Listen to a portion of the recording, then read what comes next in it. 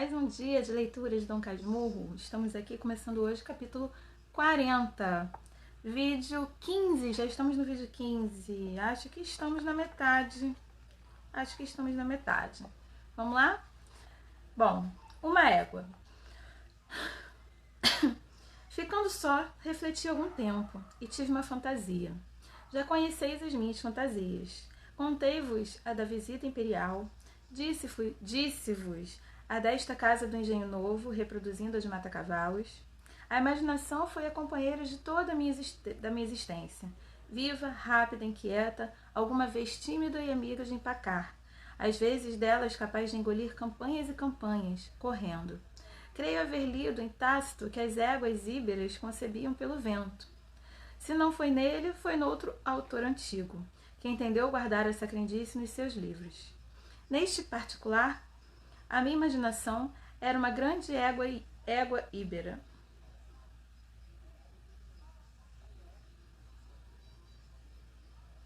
Não é íbera, tá, gente? Iberas. Não tem acento. De novo. Neste particular, a minha imaginação era uma grande égua ibera. A menor brisa lhe dava um potro, que saía logo o cavalo de Alexandre. Mas deixemos metáforas atrevidas e impróprias dos meus 15 anos. Digamos o caso simplesmente. A fantasia daquela hora foi confessar a minha mãe os meus amores para lhe dizer que não tinha vocação eclesiástica. A conversa sobre vocação tornava-me agora toda inteira, e ao passo que me assustava, abria-me uma porta de saída.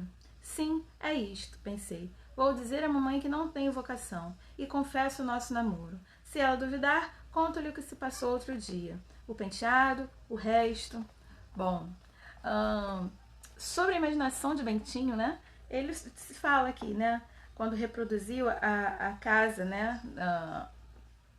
No Engenho Novo, a casa de Mata-Cavalos, ele falou, né, usou muito a imaginação dele, ele falou muito sobre a imaginação dele naquele momento que ele conta sobre isso. A visita imperial, né, ele já imaginou já o imperador pedindo por ele, para ele não ir para o seminário, e é disso que ele fala, né, que a imaginação dele é muito fértil, vai longe. E uma dessas, né, um desses lapso não, né, um desses insights, né, um desses estalos que ele tem na imaginação dele, é justamente de dizer, então, confessar logo a mãe tudo e tal, para ver se a convence a não mandá-lo para o seminário. Bom, na verdade, nada é impossível, né? Basta ter coragem, e bastava ter coragem e contar. Se ela ia aceitar, não sabemos, né? Mas, enfim. Bom, capítulo 41. A audiência secreta. O resto fez-me ficar mais algum tempo no corredor. Desculpa. O resto fez-me... De novo, gente. O resto fez-me ficar mais algum tempo no corredor, pensando.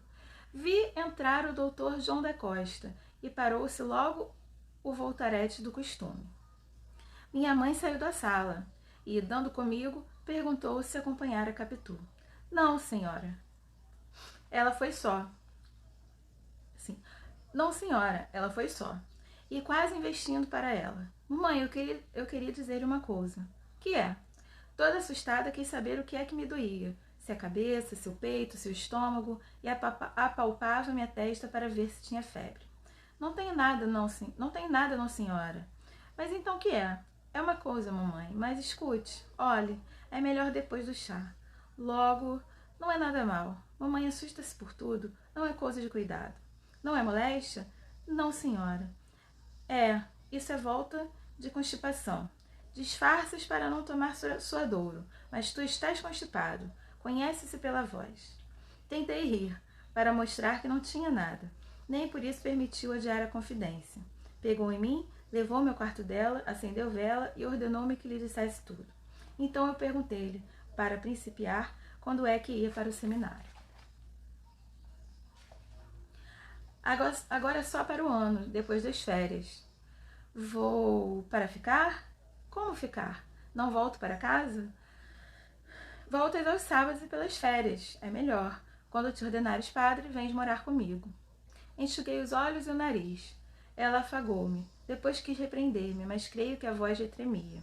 E pareceu-me que tinha os olhos úmidos. Disse-lhe que também sentia a nossa separação. Negou que fosse separação. Era só alguma ausência, por causa dos estudos. Só os primeiros dias. Em pouco tempo, eu me acostumaria aos companheiros e aos mestres, e acabaria gostando de viver com eles. Eu só gosto de mamãe. Não houve cálculo nesta palavra, mas estimei dizê-la, por fazer crer que ela era a minha única afeição. Desviava as suspeitas de cima de Capitu. Quantas intenções viciosas há assim que embarcam, a meio caminho, numa frase inocente e pura. Chega a fazer suspeitar que a mentira é, muita vez, tão involuntária como a transpiração. Por outro lado, leitor amigo, nota que eu queria desviar as suspeitas de cima de Capitu, quando havia chamado minha mãe justamente para confirmá-las, mas as contradições são deste mundo. A verdade é que minha mãe era cândida como a primeira aurora, anterior ao primeiro pecado. Nem por simples intuição era capaz de deduzir uma coisa de outra. Isto é, não concluiria da minha repentina oposição que eu andasse em segredinhos com Capitu. Como lhe dissera José Dias. Calou-se durante alguns instantes. Depois replicou-me sem imposição nem autoridade, o que me veio animando a resistência. Daí eu falar-lhe na vocação que se discutira naquela tarde, e que eu confessei não sentir em mim. Mas tu gostavas tanto de ser padre, disse ela. Não te lembras que até pedias para ir ver sair os seminaristas de São José com as suas batinas? Em casa, quando José Dias te chamava reverendíssimo, tu rias com tanto gosto. Como é agora? Não creio não, Bentinho. E depois? Vocação? Mas a vocação vem com o costume, continuou repetindo as reflexões que ouvira ao meu professor de latim. Como eu buscasse contestá-la, repreendeu-me sem aspereza, mas com alguma força, e eu tornei ao filho submisso que era. Depois, ainda falou gravemente e longamente sobre a promessa que fizera. Não me disse as circunstâncias, nem a ocasião, nem os motivos dela, coisas que só vim saber mais tarde. Afirmou o principal, isto é, que a havia de cumprir em pagamento a Deus. Nosso Senhor me acudiu, salvando a tua existência. Não lhe dei de mentir nem faltar, Bentinho. São coisas que não se fazem sem pecado, e Deus, que é grande e poderoso, não me deixaria assim não, Bentinho. Eu sei que seria castigada e bem castigada. Ser padre é bom e santo. Você conhece muitos, como o padre Cabral, que vive tão feliz com a irmã. Um tio meu também foi padre, e escapou de ser bispo, dizem. Deixa de manha, Bentinho. Creio que os olhos que lhe deitei foram tão queixosos que ela emendou logo a palavra. Manha não podia ser manha. Sabia muito bem que eu era amigo dela e não seria capaz de fingir um sentimento que não tivesse. Moleza é o que queria dizer, que me deixasse de moleza, que me fizesse homem e obedecesse ao que cumpria, em benefício dela e para bem da minha alma. Todas essas coisas e outras foram ditas um pouco atropeladamente, e a voz não lhe saía clara, mas velada e engasnada. Vi que a emoção dela era outra vez grande, mas não recuava dos seus propósitos, e aventurei-me a perguntar-lhe: e se mamãe pedisse a Deus que a dispensasse da promessa? Não peço. Estás tonto, Bentinho. E como havia de saber que Deus me dispensava? Talvez em sonho. Eu sonho às vezes com os anjos e santos. Também eu, meu filho. Mas é inútil. Vamos, é tarde. Vamos para a sala. Está entendido. No primeiro ou no segundo mês do ano que vem, irás para o seminário. O que eu quero é que saibas bem os livros que estás estudando. É bonito, não só para ti, como para o padre Cabral. No seminário há interesse em conhecer-te, porque o padre Cabral fala de ti com entusiasmo. Caminhou para a porta. Saímos ambos. Antes de sair, voltou-se para mim, e quase a vi saltar-me ao colo e dizer-me que não seria padre. Este era já o seu desejo íntimo, à proporção que se aproximava o tempo. Quisera um modo de pagar a dívida contraída, outra moeda, que valesse tanto ou mais, e não achava nenhuma. A situação de Bentinho. Bom, esse capítulo grandinho, mas ficou bem claro, né? Ele tentou falar com a mãe, não disse o real motivo, né? Mas tentou, ele mesmo, falar, enfim, né? Não debateu muito, né? Porque ele muito submisso, como diz aqui, né? Acatava tudo que a mãe dizia e tentou do jeito dele, né? Vamos lá. Capítulo 42. Capitu refletindo. No dia seguinte fui à casa vizinha, logo que pude. Capitu despedia-se de duas amigas que tinham ido visitá-la. Paula e Sancha, companheiras de colégio, aquela de 15 anos. De novo, gente, desculpa. Capitu despedia-se de duas amigas que tinham ido visitá-la, Paula e Sancha, companheiros de colégio. Aquela de 15, esta de 17 anos. A primeira filha de um médico, a segunda de um comerciante de objetos americanos. Estava abatida, trazia um lenço atado na cabeça. A mãe contou-me que fora excesso de leitura na véspera, antes e depois do chá, na sala e na cama, até muito depois da meia-noite e com lamparina. Se eu acendesse vela, mamãe zangava-se. Já estou boa. E como desatasse o lenço, a mãe disse-lhe timidamente que era melhor atá-lo, mas Capitu respondeu que não era preciso, estava boa. E como desatasse... Desculpem. Ficamos sós na sala. Capitu confirmou a narração da mãe, acrescentando que passara mal por causa do que ouvira em minha casa. Também eu lhe contei o que se dera comigo. A entrevista com a minha mãe, as minhas súplicas, as lágrimas dela e, por fim, as últimas respostas decisivas. Dentro de 2 ou 3 meses iria para o seminário. Que faríamos agora? Capitu ouvia-me com atenção sôfrega, depois sombria. Quando acabei, respirava a custo, como prestes a estalar de cólera, mas conteve-se. Há tanto tempo que isto sucedeu que não posso dizer com segurança se chorou deveras, ou se somente enxugou os olhos. Cuido que os enxugou somente. Vendo-lhe o gesto, peguei-lhe na mão para animá-la, mas também eu precisava ser animado.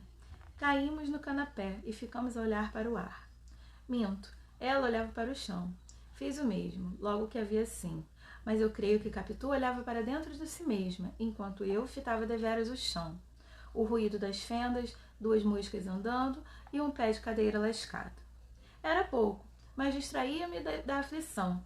Quando tornei a olhar para Capitu, vi que não se mexia e ficava com tal medo que a sacudi brandamente. Capitu tornou cá para fora e pediu-me que outra vez lhe contasse o que se passara com minha mãe. Satisfi-la, atenuando o texto desta vez para não amofiná-la. Não me chames de dissimulado, chama-me compassivo. É certo que receava perder Capitu. Se lhe morressem as esperanças todas... De novo, gente. Não me chames de dissimulado, chama-me compassivo. É certo que receava perder Capitu. Se lhe morressem as esperanças todas, mas doía-me vê-la padecer. Agora, a verdade última, a verdade das verdades, é que já me arrependia de haver falado com a minha mãe, antes de qualquer trabalho efetivo por parte de José Dias. Examinando bem, não quisera ter ouvido um desengano que eu reputava certo, ainda que demorado. Capitu refletia, refletia, refletia. Bom, traz aqui o sofrimento dos dois, né? Como estava sendo o sofrimento de Capitu, que até doente ficou, né? E, enfim, todo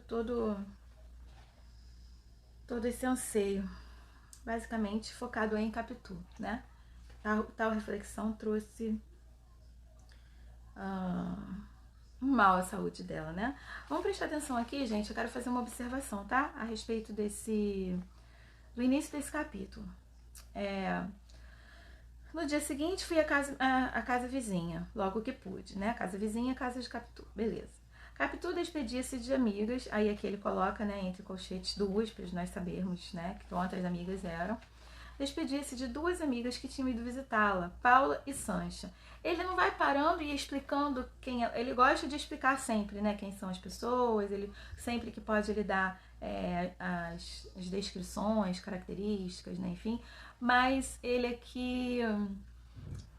ele dentro do mesmo parágrafo, ele vai falando sobre as duas. E olha só como é que ele faz isso, né? Paula e Sancha, companheiras de colégio. Aquela de 15, esta de 17 anos. Então vamos lá, vamos entender. Ele diz Paula e Sancha. Aquela de 15, esta de 17 anos. Gente, atenção para o uso de pronomes, tá?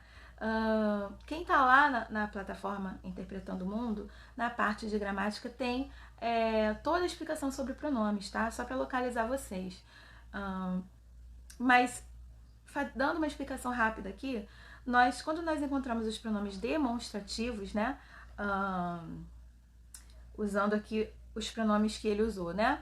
Aquela e esta. Nós temos aí como pronomes demonstrativos aquela, esta e essa, tá? Então, aquela, aquele, aquilo, essa, esse, isso, esta, este, isto. Beleza. Quando é que nós usamos, vocês já vão entender por que eu estou explicando isso, tá? Quando é que nós usamos cada um deles? O pronome este, né? Este, esta ou isto,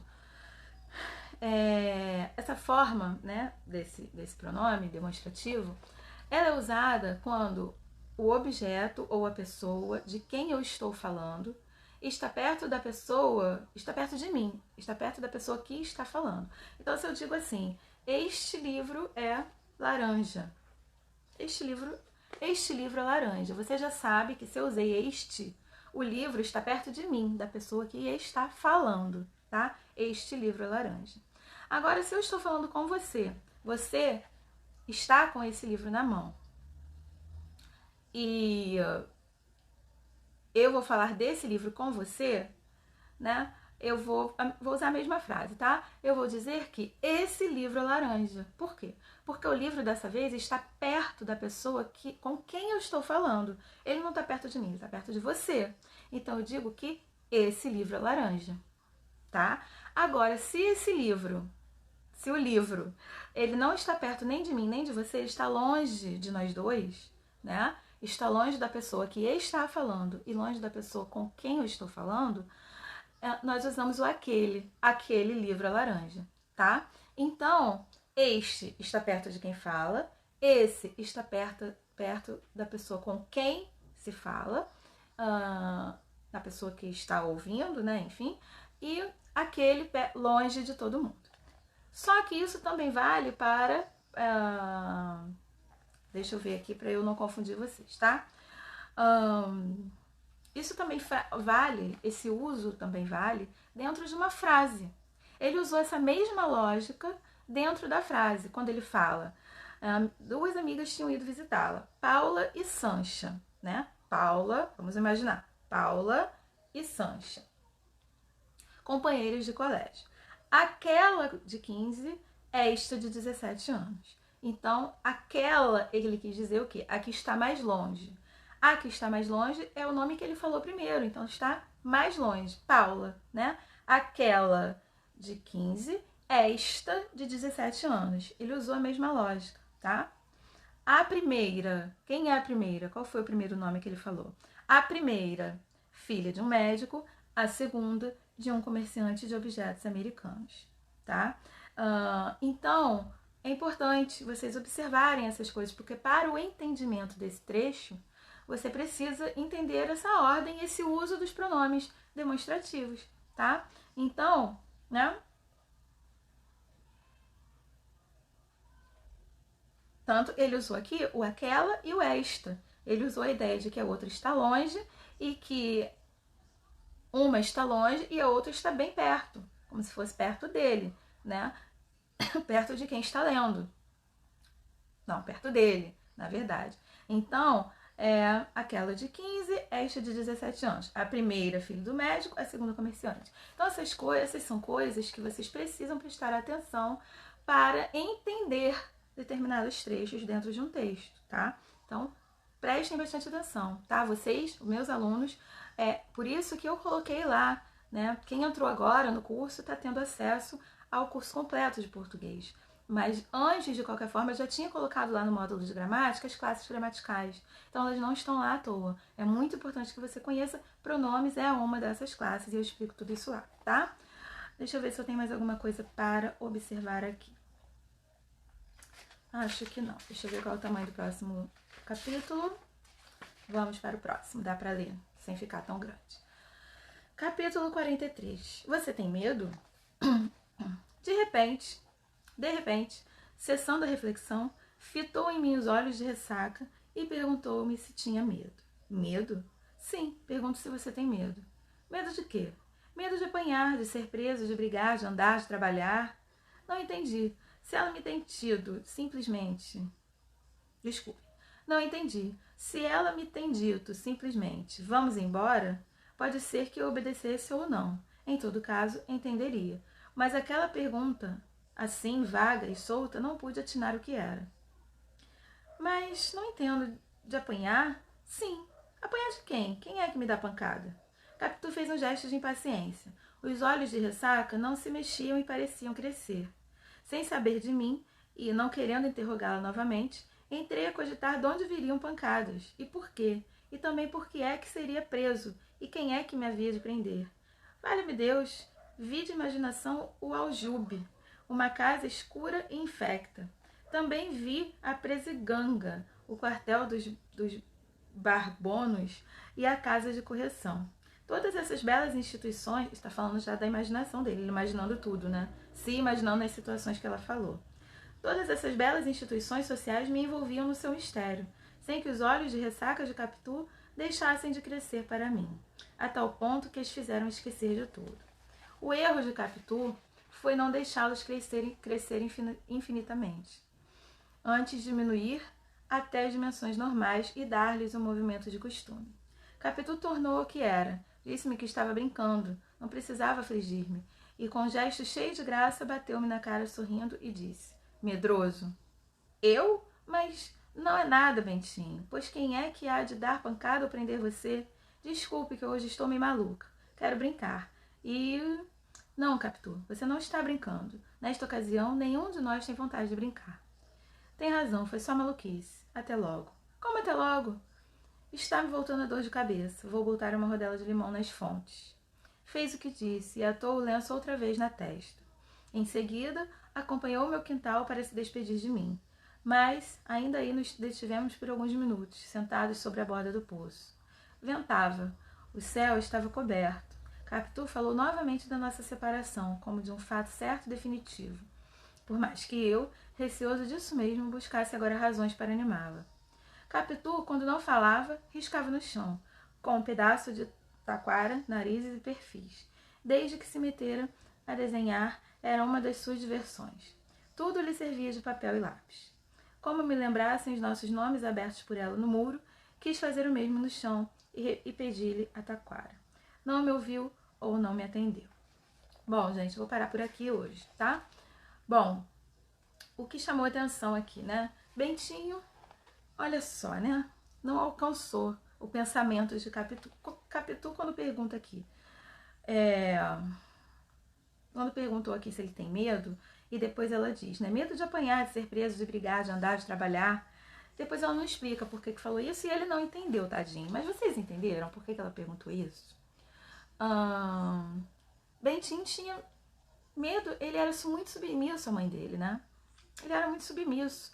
Ele até falou com a mãe, mas quando, na primeira recusa, ele não insistiu, ele não brigou, ele não luta, ele não... E aí aqui vem, né, provavelmente disso tudo vem a pergunta dela, né? Se ele tem medo de apanhar, de ser preso, de brigar, de andar, de trabalhar, ou seja, de não ir para o seminário, de não ser padre, se não se tornar padre e ter que trabalhar normalmente, né?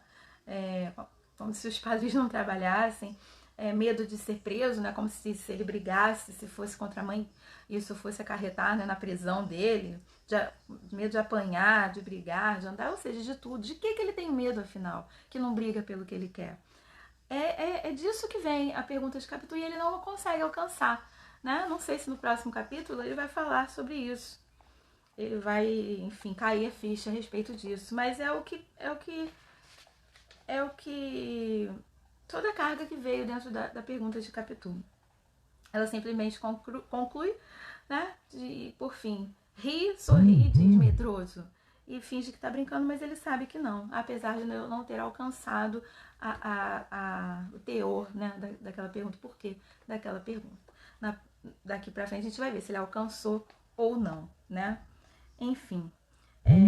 Bom, espero que estejam gostando, que os novos já tenham conseguido colocar a leitura aí em dia, que os antigos, aqui nós já temos, né, os antigos, os que estão lendo comigo desde o início, os que chegaram agora, mas, enfim, somos todos um grupo só, e eu quero que vocês falem, tá, gente? Eu quero que vocês falem. Eu vou deixar nos stories uma caixinha para vocês fazerem comentários a respeito dessa leitura, tá? Comentem, claro, eu sempre vejo aqui no YouTube, enfim, mas comentem lá porque lá eu consigo responder melhor, tá? Lá eu consigo ver melhor os comentários e consigo dar um retorno, comentar, de repente fazer um vídeo falando sobre o comentário de vocês. Então eu vou deixar uma caixinha de perguntas lá para isso, tá legal? Então, obrigada pela companhia mais uma vez, fiquem com Deus e até o próximo vídeo.